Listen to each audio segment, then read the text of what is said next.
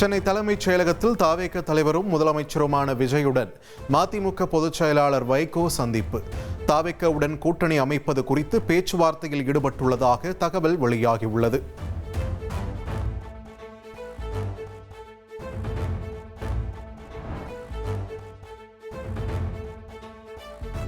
தீயணைப்புத்துறை ஆணைய தலைவர் சங்கர் ஜிவால் மற்றும் 3 உறுப்பினர்கள் தங்களது பதவிகளை அதிரடியாக ராஜினாமா செய்துள்ளனர்.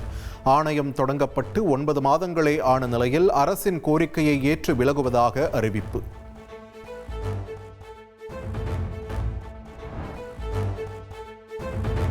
சீருடை பணியாளர் தேர்வாணைய வாரிய தலைவராக நியமிக்கப்பட்டிருந்த ஓய்வு பெற்ற டிஜிபி சுனில்குமார் தனது பதவியை ராஜினாமா செய்துள்ளார். புதிய அரசு கேட்டுக்கொண்டதால் காவல்துறை ஆணையங்களில் நியமிக்கப்பட்ட ஓய்வு பெற்ற அதிகாரிகள் அடுத்தடுத்து தங்களது பதவிகளை ராஜினாமா செய்து வருகின்றனர்.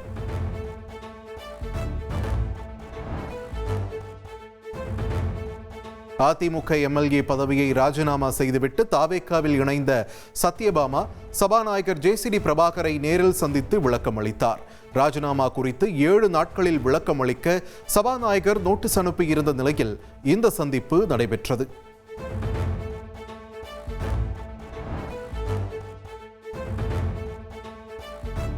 ராஜினாமா செய்த அதிமுக எம்எல்ஏக்கள் நேரில் அளித்துள்ள விளக்கங்கள் குறித்து முழுமையாக ஆய்வு செய்யப்படும் என்று சபாநாயகர் ஜேசிடி பிரபாகர் தெரிவித்துள்ளார். முழுமையான ஆய்வுக்கு பின்னரே அடுத்த கட்ட நடவடிக்கை அறிவிக்கப்படும் என்றும் அவர் கூறியுள்ளார். விளக்கம் அளிக்குமாறு கோரப்பட்டது. தற்போது அந்த 4 பேரும் தங்களின் விளக்கத்தினை உரிய காலத்திற்குள் அளித்துள்ளனர். மனு மீது முறையான ஆய்வுக்கு பிறகு அடுத்த கட்ட நடவடிக்கை பற்றி நான் அறிவிப்பேன். தூத்துக்குடியில் 38,000 கோடி ரூபாய் மதிப்பீட்டில் அமைய உள்ள அதிநவீன கப்பல் கட்டும் தளம் குறித்து முதலமைச்சர் விஜயுடன் HD ஹுண்டாய் குழுவினர் ஆலோசனை நடத்தினர். கப்பல் கட்டுமான திட்டப்பணிகளை விரைவில் தொடங்குவது தொடர்பாக தலைமைச் செயலகத்தில் இந்த உயர்மட்ட சந்திப்பு நிகழ்ந்துள்ளது.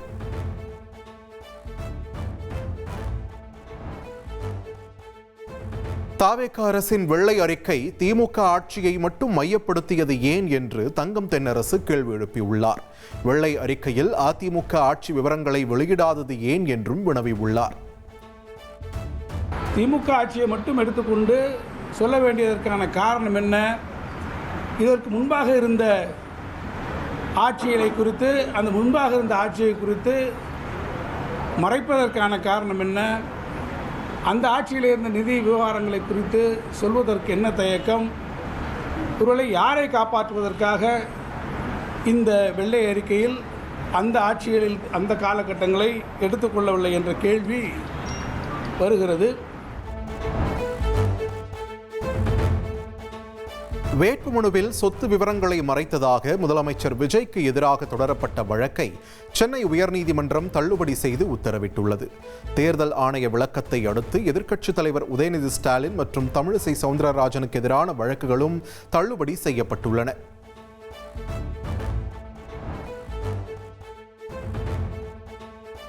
அரக்கோணம் ரயில் நிலைய சீரமைப்பு பணிகள் காரணமாக இன்று முதல் ஜூன் 26 வரை ரயில் சேவைகளில் மாற்றங்கள் செய்யப்பட்டுள்ளன. ரயில்கள் தாமதமாகவோ அல்லது மாற்றுப்பாதையிலோ இயக்கக்கூடும் என்பதால் பயணிகள் இருப்பு நிலையை சரிபார்க்க தெற்கு ரயில்வே அறிவுறுத்தியுள்ளது.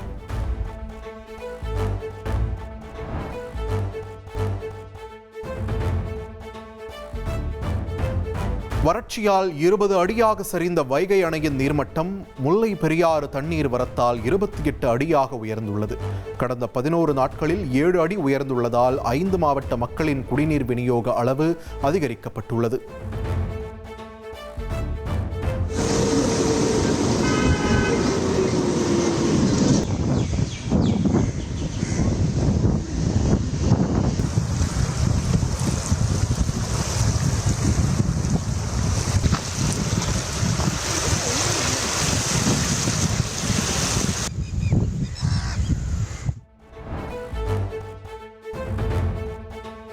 மதுரை கப்பலூர் இந்தியன் ஆயில் கிடங்கு அருகே மர்ம நபர்கள் குப்பைக்கு தீ வைத்ததால் பெரும் பரபரப்பு ஏற்பட்டது. 1 மணி நேர போராட்டத்திற்கு பின் தீ அணைந்த நிலையில் அசம்பாவிதம் தவிர்க்கப்பட்டது.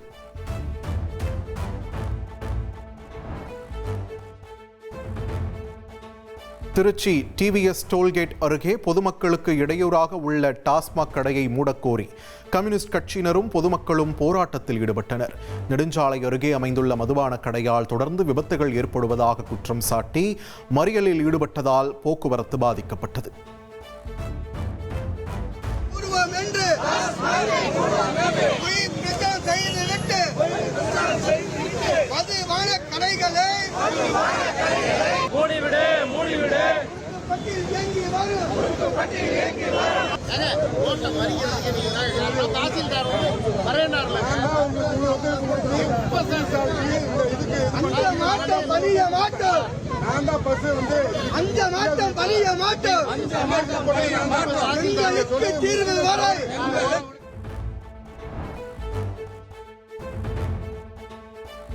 திருத்தணியில் அரசு பேருந்தின் ஜன்னல் கம்பிகளில் ஏறி மாணவர்கள் ஆபத்தான முறையில் பயணம் செய்யும் அதிர்ச்சி வீடியோ வெளியாகியுள்ளது. அசம்பாவிதங்களை தவிர்க்க பள்ளி வேளைகளில் கூடுதல் பேருந்துகளை இயக்க வேண்டும் என கோரிக்கை எழுந்துள்ளது.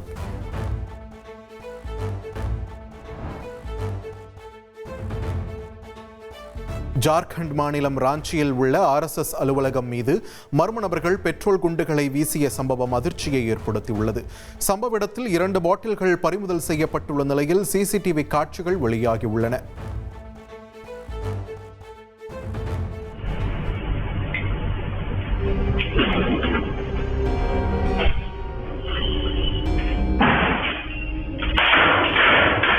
ஒரு கோடியே 31 லட்சம் மனங்களை வென்ற தந்தை டிவி யூடியூப் சேனல். தவிர்க்க முடியாத தம்ப்நெயில், கலக்கலான கான்டென்ட்ஸ். நீங்களும் இந்த குடும்பத்தில் இணைய இப்பவே சப்ஸ்கிரைப் பண்ணுங்க. அசுரபலம் கொண்ட எங்கள் டிஜிட்டல் கரங்களில் உங்கள் விளம்பரங்களை சேர்க்க வாட்ஸ்அப் பண்ணுங்க. 8939888378. Email advtthanditv@dttv.in. இனி செல்லும் இடமெல்லாம் செய்தி. தந்தை டிவியின் வாட்ஸ்அப் சேனலை ஃபாலோ பண்ணினா செல்ல இருக்கும் இடமெல்லாம் செய்தி. இதோ QR கோட், இப்பவே ஸ்கேன் பண்ணுங்க, ஃபாலோ பண்ணுங்க.